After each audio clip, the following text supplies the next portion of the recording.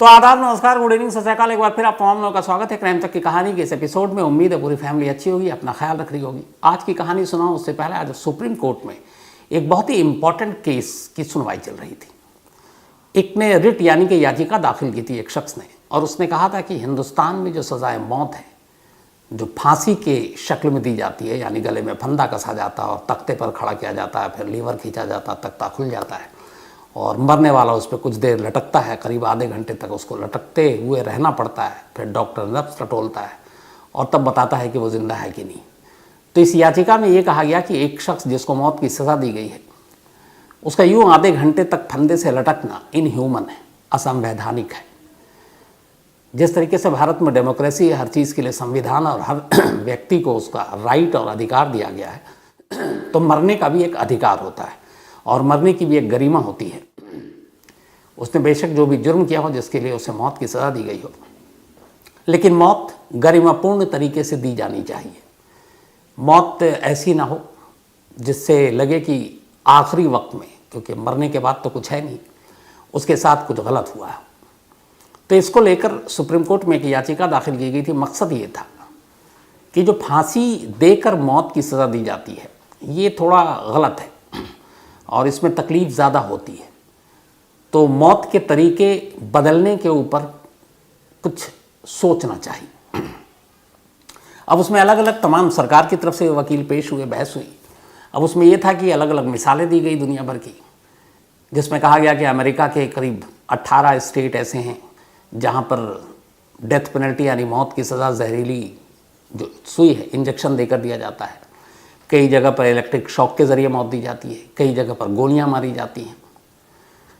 तो supreme court ने फिर उस पर कहा कि आप इसके ऊपर एक्सपर्ट्स की राय दें, क्योंकि उन्होंने अलग अलग चीज़ें की। क्या इसकी स्टडी रिपोर्ट है कि कौन सा ऐसा तरीका है जिसमें मरने पर जो तकलीफ़ होती है वो कम होती है।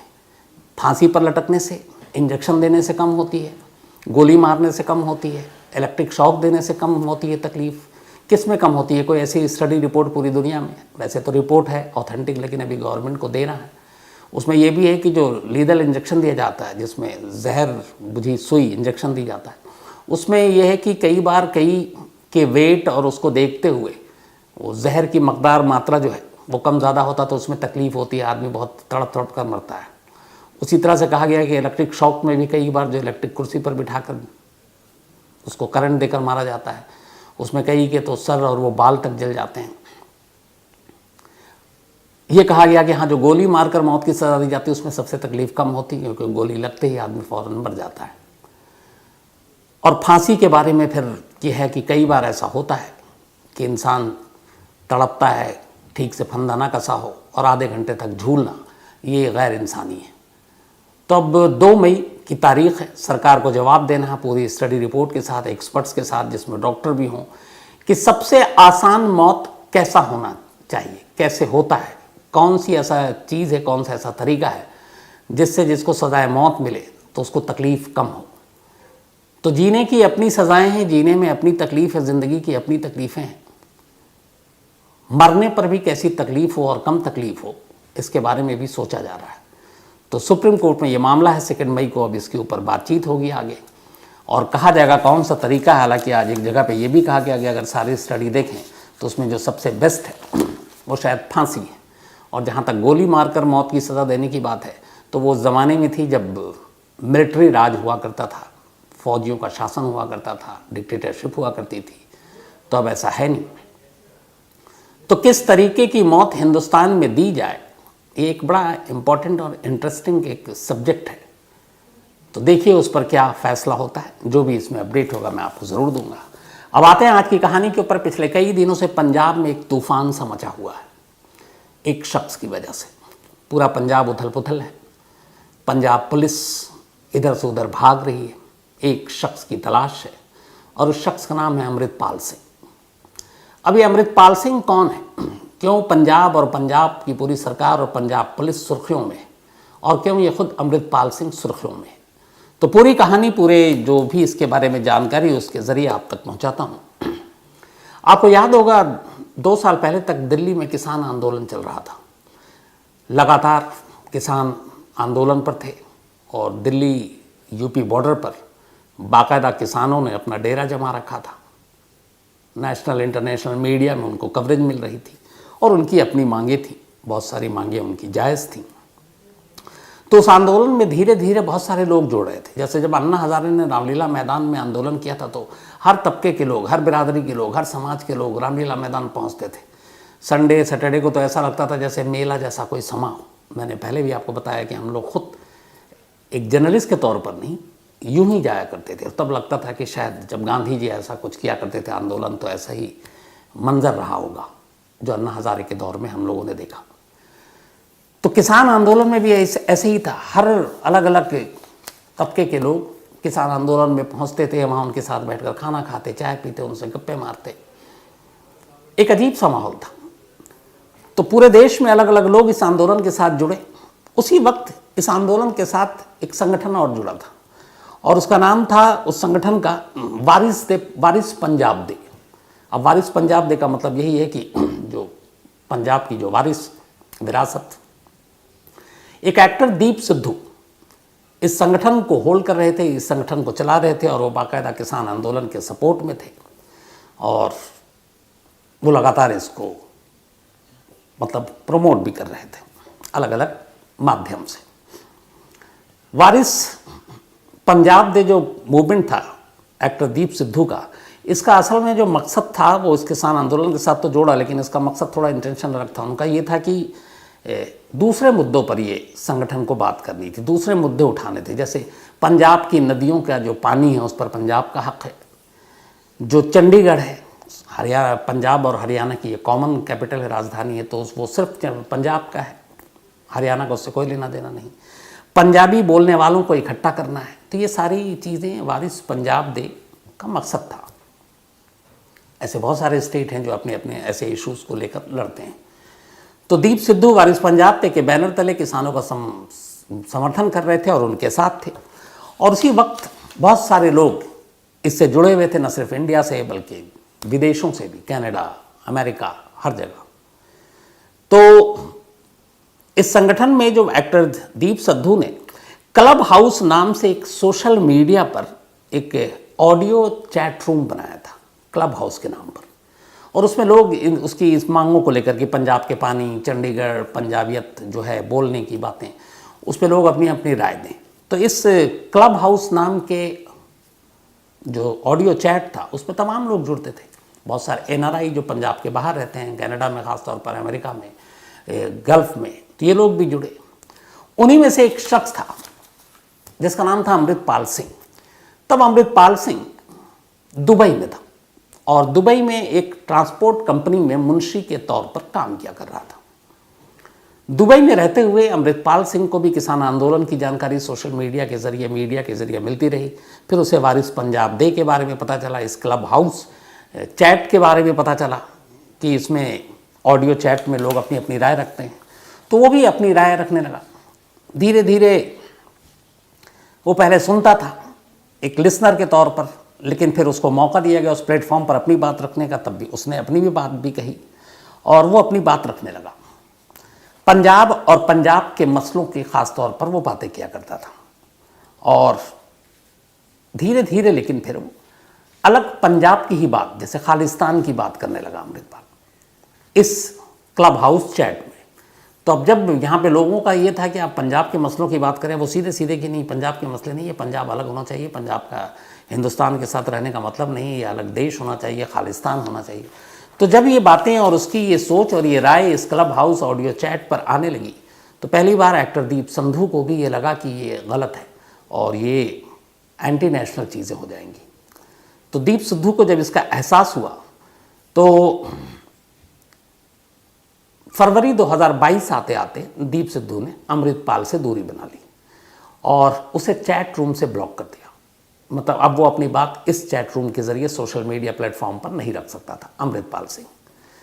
तो फरवरी, और ये वही एक्टर दीप सिद्धू है, आपको याद होगा जब लाल किले तक किसान आंदोलन का मार्च था तो वहाँ पर तिरंगा को हटाकर और जो सिखों का धार्मिक झंडा है उसको लगाने की कोशिश की गई थी और उस सिलसिले में दीप सिद्धू को दिल्ली पुलिस ने गिरफ्तार कर लिया था।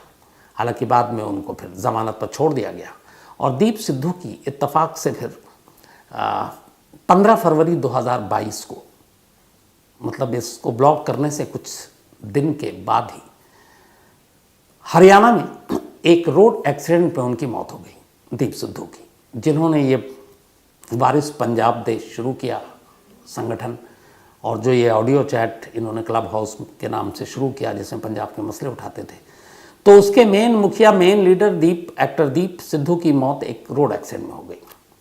अब जब रोड एक्सीडेंट में मौत हो गई तो दीप सिद्धू ही सर्वे सर्वा थे। धीरे धीरे ये जो वारिस पंजाब डे है, ये अब इसको देखने वाला कोई नहीं था। सोशल मीडिया पे भी इसकी हाजिरी कम होने लगी। कुछ दिन ऐसे ही बीते। इसके बाद अचानक एक रोज़ पता चला कि इस वारिस पंजाब डे के जो सोशल मीडिया, खासतौर पर फेसबुक पेज है, उसको किसी ने हैक कर लिया है। अब जब हैक कर लिया गया, उसके बाद कुछ दिन बाद खुलासा हुआ कि अब ये वारिस पंजाब डे और ये इसका फेसबुक पेज सारा कुछ अमृतपाल सिंह ने इस पर कब्जा कर लिया, और दीप सिद्धू की जगह अब वो खुद इस वारिस पंजाब डे का एक तरह से सर्वे सर्वा बन गया अचानक, जिसे कुछ वक्त पहले दीप सिद्धू ने ब्लॉक कर दिया था और हटा दिया था एक तरह से कि इस प्लेटफॉर्म पर उसकी राय नहीं रखी जाएगी, क्योंकि वो खालिस्तान की बातें किया कर रहा था। तो अब हटा दिया गया। जब हटाया गया और उसके बाद ये कब्जा हो गया, तो पहली बार नाम आया कि भाई अमृतपाल सिंह कौन है जिसने कर लिया और वारिस पंजाब डे दीप सिद्धू की जगह ले लिया। तो फिर उसके बारे में जो शुरुआती जानकारी आई, वो पता चला कि ये कपूरथला के पॉलिटेक्निक कॉलेज में इसने एडमिशन लिया था, और ये अमृतसर के बकाला तहसील का रहने वाला है। वहाँ में एक जल्लूपुरा गांव है, वहीं का। और लेकिन इसने अपनी पढ़ाई पॉलिटेक्निक की पूरी नहीं की, उससे पहले ही वो दुबई चला गया था, और दुबई में फिर एक ट्रांसपोर्ट कंपनी में मुंशी का काम करने लगा। अब जो वारिस पंजाब डे, उस पर अमृतपाल सिंह का कब्जा हो गया, और यहीं से अमृतपाल सिंह की कहानी शुरू होती है।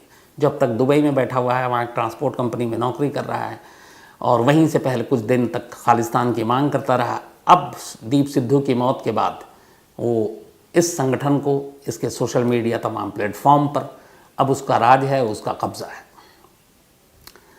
इसी के बाद अब अमृतपाल भारत लौटता है और वो पंजाब पहुंचता है। 25 सितंबर 2022, 25 सितंबर 2022 की बात है। दीप सिद्धू के 6 महीने हो चुके थे मौत के। उसके बाद पहली बार इसकी एक तरह से एंट्री होती है पॉलिटिक्स में, रिलीजियस पॉलिटिक्स में, अमृतपाल सिंह की। जब पहली बार खुद पुलिस और खुफिया एजेंसियों के भी कान खड़े हुए थे। दरअसल उसी दिन, क्योंकि इससे पहले ये था कि इसने अमृत चखा नहीं है और ये इसकी दस्तारबंदी भी नहीं हुई है उस तरीके से जिस तरीके की बातें कर रहा है। तब अमृतपाल ने पहली बार सिख के तौर पर अमृत चखा, और इसके ठीक 4 दिन के बाद, यानी 22 सितंबर को अमृत चखा, और 4 दिन के बाद अमृतपाल की दस्तारबंदी के बहाने मोगा ज़िले में बाकायदा एक विशाल समारोह रखा गया, जिसमें पहली बार, अभी तक ऐसा नहीं था, लेकिन ये सितंबर 2022 में पहली बार अमृत चखने के बाद मोगा गांव के एक समारोह में बाकायदा भीड़ की मौजूदगी में ये ऐलान किया गया कि अमृतपाल भिंडरावाला पार्ट 2 है, या भिंडरावाला 2.0 है, यानी अगले भिंडरावाला यही है। और ये बात जब सरकार, प्रशासन, पुलिस तक पहुंची, तब उनकी पहली बार उनके कान खड़े हुए। इतना ही नहीं, इस ऐलान के दौरान बाकायदा जो अमृतपाल की पूरी वेशभूषा थी, जो कपड़े थे, वो भिंडरावाले जैसे थे, एकदम हूबहू। मतलब जैसे कभी जनरल सिंह भिंडरावाला जिन कपड़ों में नजर आता, लंबा कुर्ता, छोटी सी पतलून, गोल नीली पगड़ी और हाथ में किरपान। लेकिन उस वक्त तक जब वो भाषण हुआ, तो वो भाषण में ऐसी कोई बात नहीं कि अमृतपाल सिंह ने इस समारोह में, कि जिसमें वायलेंस, हिंसा या फिर अलग खालिस्तान की बात हो। तो बड़ा नॉर्मल था, उसमें कोई कानून तोड़ा नहीं, पुलिस ने कोई एक्शन लिया नहीं। लेकिन फिर इसके बाद उसने वहीं ऐलान किया कि अब पूरे पंजाब में अमृत प्रचार अभियान की शुरुआत करेंगे। अब अमृत प्रचार अभियान क्या है? तो इसके तहत उसका मकसद ये था कि जो सिख अपना धर्म छोड़कर दूसरे धर्मों को अपना चुके हैं, उन्हें वापस सिख धर्म में लाना है, उन्हें वापस जोड़ना है, और इसके लिए अमृत प्रचार अभियान चलाएंगे। हालांकि उस वक्त जब इसने ये कहा तब किसी ने इसके ऊपर कुछ ध्यान नहीं दिया। क्यों? क्योंकि ये बड़ा ये था कि आपकी एक आस्था है, बहुत सारे सिख लोग धर्म छोड़कर गए, दूसरे धर्मों में गए, हर धर्म में बहुत सारे लोग आते जाते हैं। तो उन्होंने कहा कि चलो यहाँ पे भी अभी तक लॉ एंड ऑर्डर का कोई खतरा नहीं है, क्योंकि ये शांतिपूर्ण तरीके से सब कुछ करेंगे। लेकिन उसके इस पहल की, जो सिखों की सबसे बड़ी संस्था पंजाब में है, सिख गुरुद्वारा प्रबंधक कमेटी यानी कि SGPC, उन्होंने इसकी उस वक्त आलोचना की थी और निंदा की थी, और अकाल तख्त ने भी इसकी आलोचना की थी। और यही वो दिन था जब इसको लेकर कि ये कहीं ना कहीं कुछ गड़बड़ करने वाला है। तो जब ये चीज़ें आई कि ऐसा गड़बड़ कर रहा है लेकिन अभी तक कुछ हुआ नहीं था, तो पुलिस, सरकार, प्रशासन सब खामोश बैठी थी। सेम ऐसे ही किस्सा हुआ था उस वक्त जब जनरल भिंडरावाला, चूँकि आपको मैंने इसमें पूरी एक कहानी भी सुनाई है, कैसे पहले इंदिरा गांधी ने बढ़ाया, सब कुछ किया, लेकिन उसके बाद फिर आगे की कहानी आप सबको पता ही है। अब इस अमृत प्रचार अभियान के बाद धीरे धीरे जब उसे लगा कि लोग जुड़ रहे हैं अमृतपाल सिंह के साथ, उसका हौसला बढ़ता गया, और फिर यहीं से अब उसके पास एक पूरा लश्कर हो गया, लोग जुड़ते गए, महंगी महंगी गाड़ियाँ काफ़िले में आती गईं, और सब कुछ चलता रहा। लेकिन अभी भी कुछ ऐसा नहीं बिगड़ा था। फिर एक रोज़ हुआ ये कि इसने जालंधर के एक गुरुद्वारे में धावा बोल दिया अपने लोगों के साथ, और वहाँ रखे हुए बहुत सारे जो फर्नीचर थे ख़ासतौर पर उनको निशाना बनाया और तोड़ दिया। अब ये जो फर्नीचर था, बाद में पता चला कि जो बहुत सारे लोग वहाँ आते हैं उस गुरुद्वारे में, श्रद्धालु, वो शारीरिक रूप से कमज़ोर होते हैं। बहुत सारे ऐसे हर परिवार में होता है कि किसी से चला नहीं जाता, किसी से झुका नहीं जाता, किसी से ठीक से बैठा नहीं जाता। तो ऐसे लोगों के लिए हर जगह पे, चाहे वो रेलवे स्टेशन हो, एयरपोर्ट हो, पब्लिक प्लेसेस हों, वहाँ पे ऐसे लोगों के लिए ख़ास कुर्सियाँ, ख़ास ये सारी चीज़ें रखी होती ताकि उनको तकलीफ़ ना हो। तो ऐसे ही श्रद्धालुओं को ध्यान में रखकर, जो शारीरिक रूप से पूरी तरह फिट ना हो, वहाँ पे कुछ फर्नीचर रखे गए थे जिन्हें अमृतपाल के लोगों ने तोड़ दिया। और उसके पीछे तर्क ये दिया कि ये उनकी धार्मिक मान्यताओं और आस्थाओं के ख़िलाफ़ है कि गुरुद्वारे में इस तरह के कुछ ख़ास लोगों के लिए फ़र्नीचर रखा जाए। तो वो तमाम फर्नीचर को तोड़ दिया गया क्योंकि उनके ये धर्म के ख़िलाफ़ लगा था। तो जब ये कुछ हुआ तो फिर उसी की मौजूदगी में वहाँ इसके फिर और जो गुर्गे थे, बाकी लोग थे, वो अब धीरे धीरे खालिस्तान की बात करने लगे। उनका हौसला बढ़ता गया, लगता कि लोग जुड़ते जा रहे हैं, कोई कुछ कर नहीं रहा है। तो वो सीधे सीधे एक तरह से सरकार और पुलिस को चुनौती देने लगे और कहा कि अब तो बस खालिस्तान ही हमारी मांग है। लेकिन अब भी फिर भी सब कुछ ठीक था, मांग थी, ये सारी चीज़ें थी, सरकार देख रही थी, इंतज़ार कर रही थी। लेकिन 23 फरवरी 2023 की एक तारीख आती है इसी साल, जब पहली बार पुलिस, सरकार, बल्कि सेंट्रल गवर्नमेंट जो दिल्ली में है, उसको भी लगा कि अगर अभी से कुछ नहीं किया गया तो आगे चलकर हालात बेकाबू हो सकते हैं। अमृतपाल ने अपने साथियों के साथ मिलकर 23 फरवरी 2023 को अजनाला के एक पुलिस स्टेशन पर हमला कर दिया। उसकी तस्वीरें आप लोगों ने देखी होगी, बहुत वायरल भी हुई थी। हुआ ये था कि इसका एक साथी था अमृतपाल का, जिसका नाम है लवप्रीत तूफान। इसको पुलिस ने पकड़ रखा था और उसकी वजह थी कि पंजाब के एक शख्स ने पुलिस में कंप्लेंट लिखाई थी कि लवप्रीत तूफान और उसके लोगों ने उसे किडनैप करने की कोशिश की है और उसके साथ मारपीट की। तो पुलिस ने उसे पकड़ लिया। जब उसे पकड़ लिया, और अमृतपाल का वो खास था, अमृतपाल अपने तमाम साथियों के साथ अजनाला के उस पुलिस स्टेशन पर धावा बोल देता है। उसमें बहुत सारे पुलिस वाले ज़ख्मी होते हैं। बेचारे पुलिस वाले को दौड़ा दौड़ा कर पीटा जाता है और फिर पुलिस झुकती है, पंजाब पुलिस, और कहती है कि नहीं, हम लवप्रीत तूफान के ख़िलाफ़ अदालत में कहेंगे कि इनका कोई इस किडनैपिंग विडनैपिंग से लेना देना नहीं है। और वाकई ऐसा होता है और फिर लवप्रीत तूफान को छोड़ दिया जाता है। यहाँ से अमृतपाल को एक नया बल मिलता है। उसे लगता है कि वो अपने लोगों के भरोसे पे अब कुछ भी कर सकता है। तो पुलिस पर हमला किया, थाने पर हमला किया और फिर वहाँ से अपने लोगों को छुड़ा कर वो ले गया। पहली बार। इसके बाद फिर सरकार, आपके अकाल तख्त, SGPC, इन सब ने इस हरकत की निंदा भी की थी और तब पहली बार सरकार को लगा था कि इसका कुछ करना चाहिए। अब इसके बाद ये सारी चीज़ें चलती रही और वो धीरे धीरे अपने लोगों को जोड़ता रहा और अब खालिस्तान की मांगें तेज़ होने लगी। तो एक जो आंदोलन किसी और चीज़ से शुरू हुआ था, वारिस पंजाब दे, जिसको एक्टर दीप सिद्धू ने किसी और मकसद से शुरू किया था, अब वो अपने हाथ में लेने के बाद अमृतपाल अब उसको कहीं और उसका रुख था और वो उसको कहीं और ले जा रहा था।